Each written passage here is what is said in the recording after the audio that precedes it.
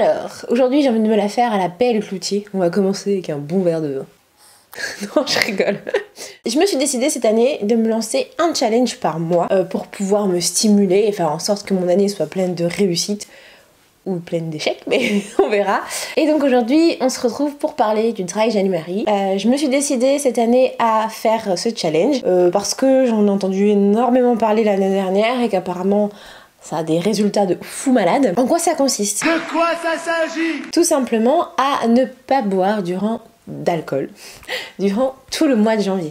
Ça vient des Anglais, et oui, ils sont forts ces Anglais, et du ministère de la Santé anglaise, surtout qui promeut cet événement, pour faire en gros une diète, une détox anti-alcool pendant... Donc l'année dernière, le challenge a été le sujet d'une étude qui a montré que ne pas boire d'alcool permet une perte de poids durable pour de nombreuses personnes. Ça permet de faire des économies, parce que du coup on sort moins, ou quand on sort on consomme pas d'alcool, donc on dépense moins. Ça permet aussi de gagner en qualité de sommeil, d'obtenir une meilleure concentration, et sur le long terme ça permet aussi de changer de vie. Tout ça, donc je me suis dit pourquoi pas moi, pourquoi ne pas me décider aussi à changer de vie. Et puis pourquoi je me suis décidée vraiment à faire ce challenge moi personnellement, bien plus que les conclusions de cette étude. Je me suis dit que j'avais envie de me lancer aussi un challenge un petit peu...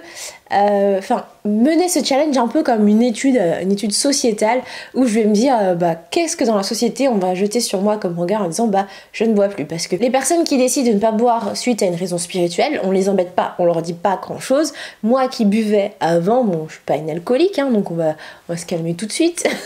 C'est pas parce que je suis une alcoolique qu'on s'est dit que voilà, non pas du tout, c'est pas parce que je suis alcoolique, c'est parce que j'avais vraiment envie de me tester et de me dire qu'est-ce que les gens vont dire de moi, qu'est-ce qui va se passer en fait pendant ce mois-ci. Et en plus de toutes les conclusions de l'étude, je me suis dit bon, ça me fera pas de mal d'économiser un petit peu, d'avoir un meilleur sommeil et de changer de vie. Et aussi il y a un point qui moi m'a beaucoup intriguée et me questionnait beaucoup, c'était l'idée selon laquelle les gens qui faisaient ça aussi ils avaient besoin de se montrer, qui pouvaient contrôler leur vie et surtout qu'ils n'avaient pas besoin d'alcool pour s'amuser et qu'il n'y avait pas non plus besoin d'alcool pour entretenir des relations sociales, des interactions sociales. Voilà, ça c'est un autre topo. Et donc qu'est-ce qui m'est arrivé? Attente versus réalité. Je m'attendais du coup à tout ça, c'était mes attentes, ce que je vous ai raconté avant, et qu'est-ce qui s'est passé vraiment? Je me suis dit que j'allais pas m'empêcher de sortir, que j'allais sortir tout autant qu'avant. Donc je ne suis pas une fêtarde non plus, ni une reine de la night, mais c'est vrai que je peux sortir 3-4 fois par semaine, ça m'arrive, et que du coup dans ces 3-4 fois par semaine, je consomme de l'alcool, puisque on prend l'apéro, on va manger, on va au resto, ça s'accompagne d'un verre de vin, d'un verre de bière, d'un verre de rhum, enfin voilà, ça s'accompagne d'alcool, bref. Ça c'est mon choix, c'est personnel. Et du coup dans chacun de ces moments-là, à chaque fois que j'étais avec de nouvelles personnes, elles me disaient mais t'es enceinte? C'était vraiment le premier truc. T'es enceinte. À chaque fois que quelqu'un m'a vu ne pas boire, pour eux j'étais forcément enceinte. Et c'est vrai que c'était assez marrant comme truc. Et puis après j'ai expliqué un peu pourquoi je ne buvais pas. Et au final on m'a dit mais t'es pas alcoolique, c'est bon, pourquoi tu fais ce genre de challenge? Et en fait c'était très compliqué pour ces personnes-là de se mettre à ma place au final, de se dire que j'avais juste envie de mener pendant un mois un rythme de vie sain et contrôler ma consommation. Et me dire que c'est pas parce que je sors que forcément je dois boire. Pour moi c'était une conclusion assez étrange. La société met une telle pression, en fait, pression, hein, toujours sur le mot pression avec des guillemets, mais on s'attend en fait à un apéro de boire. Et je comprends pas, on devrait pas faire ça. Et aussi concrètement, je me suis dit en fait, mais même moi en fait je pense comme ça, parce qu'un anniversaire, je sais pas, un barbecue, un repas, je m'imaginerais pas ne pas acheter d'alcool. Je m'imaginerais pas. Et franchement, même mes amis, quand je leur ai posé la question, en fait, je leur ai dit finalement, tu te fous de moi, mais si je t'invite à mon anniv et qu'il n'y a pas une bouteille de chambre pour faire péter la bouteille au moment où j'exclus mes bougies, enfin, tu vas me regarder de travers, et c'est vrai. Dites-moi vous ce que vous en pensez en commentaire, mais je trouve ça... Les gens ne se sont pas posé la question de peut-être que je n'aimais plus l'alcool, je n'avais pas envie d'en boire, tout simplement. Pour eux, c'était soit j'étais enceinte, soit j'étais alcoolique et j'étais en sevrage. Ensuite, le deuxième point qui était assez intéressant pour moi, c'était le côté amusement. Parce que c'est vrai qu'au début du mois, j'étais hyper chauffée, j'étais en mode vas-y, je sors quand même, c'est pas grave. Mais en fait, les gens sont bizarres quand ils sont bourrés.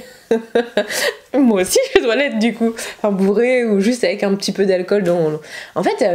les gens qui sont hyper timides se désinhibent complètement. Et au fur et à mesure, en fait, pour moi, ça devenait plus tellement drôle de sortir. Bah, parce que j'étais pas dans le même monde que ces gens-là qui avaient bu peut-être 2 verres. On est à un autre niveau quand on est à 2-3 verres. Donc au début, je sortais bien, j'ai fait des soirées, je me mettais en boîte, etc. J'ai dansé jusqu'à très tard dans la nuit, même très tôt le matin. Et voilà, et en fait je me suis dit à la fin bah, que j'allais un petit peu y aller tempo mollo, de un parce que je sentais que j'allais vraiment craquer. Craquer pas dans le sens j'avais besoin d'alcool, non non pas du tout, dans le sens bah en fait j'avais juste envie de suivre le move, c'est moche à dire. C'est moche ce que je dis. Ouais, les raisons du challenge étaient un petit peu loin. Et ensuite, parce que sortir, et franchement je vous le dis hein, aujourd'hui, sortir et payer le même prix pour une grenadine que pour un mojito, non.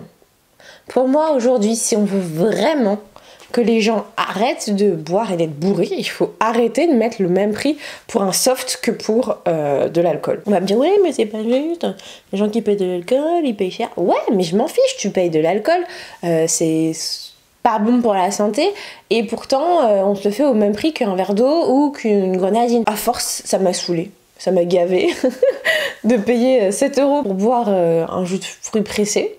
Alors que quelqu'un qui prenait, je sais pas, une pinte d'IPA, il va payer 8 €. Plus de quantité en plus que moi, parce que moi, j'ai pas la taille d'une pinte en jus de fruits.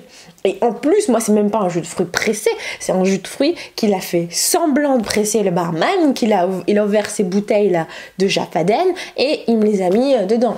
Jaffaden étant une marque, et la marque de Leclerc. Voilà. Ou son jus Caraïbos, peu importe, mais c'est pas il a pas pris la noix de coco, coupé la noix de coco, il ne l'a pas secoué, apporté. Je pense que ce challenge, en fait, il n'aurait pas été aussi, entre guillemets, chiant si bah, j'avais payé beaucoup moins cher pour boire des softs, pour être le Sam, pour ramener les gens tout le temps en voiture, pour, en fait, s'occuper des gens bourrés, et voilà. Je dépeins mes amis très très bien. Wouhou.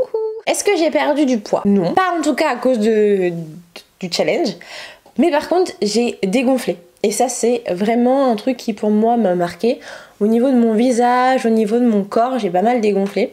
Je pourrais vous le montrer, mais c'est pas très intéressant. Voilà. Je sais, on voit mes côtes, c'est pas joli, je suis désolée, je m'en excuse. Mais voilà, donc j'ai pas mal dégonflé, ça c'est vachement cool.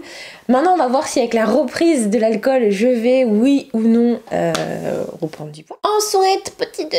J'ai gagné en qualité de sommeil, bah pas du tout. Par contre j'ai gagné en énergie, ça c'est clair, parce que quand tu sors après une soirée dansante, disons tu t'es couché à 6 h mais t'as pas bu une goutte d'alcool, le lendemain matin tu te réveilles, t'es on fire.